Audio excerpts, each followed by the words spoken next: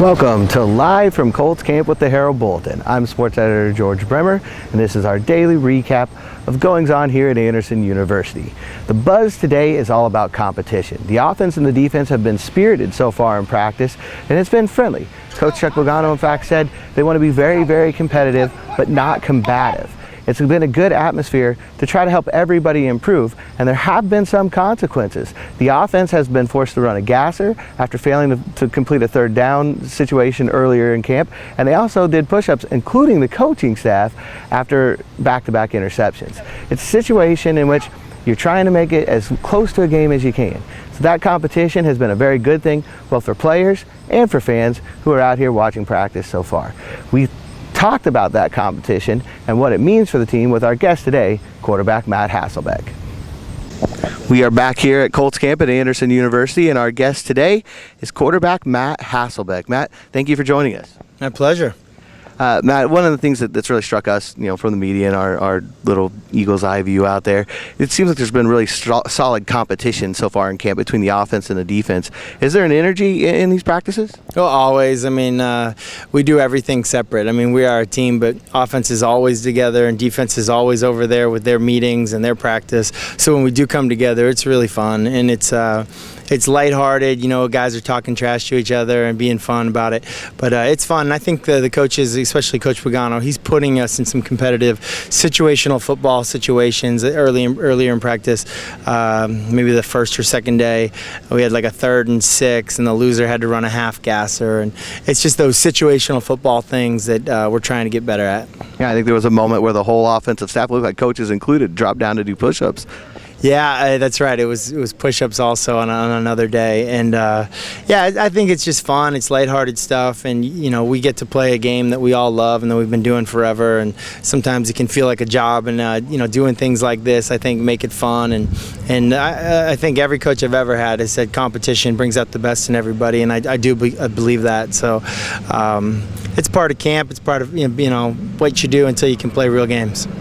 Expectations for this offense obviously so high with the offseason additions, and then guys like T.Y. Hilton coming back off his first Pro Bowl. Do you see that coming together, gelling well in practice? Yeah, we've kind of written down a few things that we want to get a lot better at.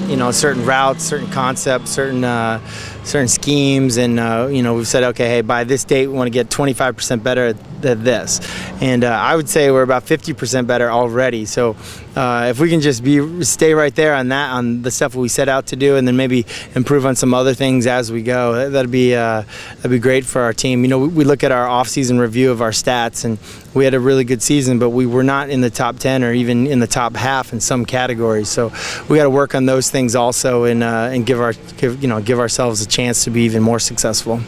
You've been a part of Super Bowl team before. Obviously, started Super Bowl 40, I believe. Yeah. And do you see some of the things I guess, what does it take to get to that level, and do you see some of those qualities with this group? Yeah, there's obviously X's and O's type things, but just really loving your teammates, loving your coaches, just giving everything you got, not only just for yourself and your family and whatever motivates you, but for the guy next to you, and just trusting in each other. And then that's a huge thing, and I think we're developing that chemistry here at training camp. But then the other thing is if as players you care as much or probably even more than the coaches do, that's special. That's really special, and that's not normal. That's uncommon, because coaches, they devote their lives to this. They spend twice as many hours as we do, and so when the players really take ownership and accountability for the success of the team, I think that's very important also, and you for sure see that here with the leadership that we have. Your offseason, just following on Twitter, has been very interesting. You go from flag football games with the kids to concerts to digging wells in foreign countries. Is that time really important to you?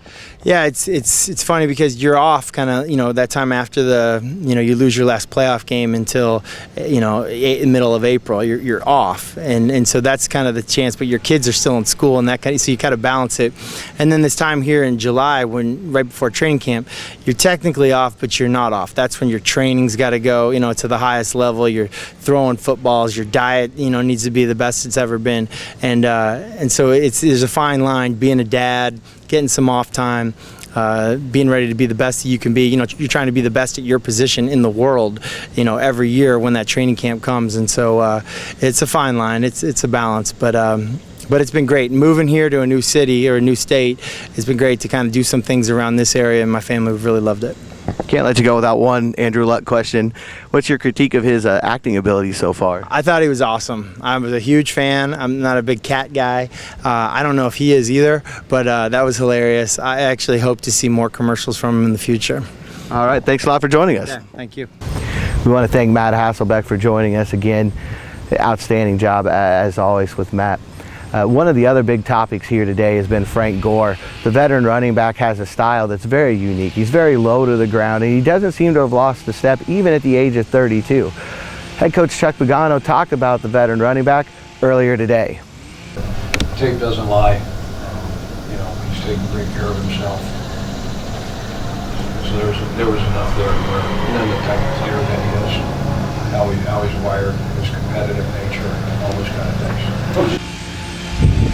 Thanks again for watching, and as always, you can follow our coverage here at heraldbulletin.com. You can follow me on Twitter at GM Bremer, and you can follow our Instagram account at the Herald Bulletin.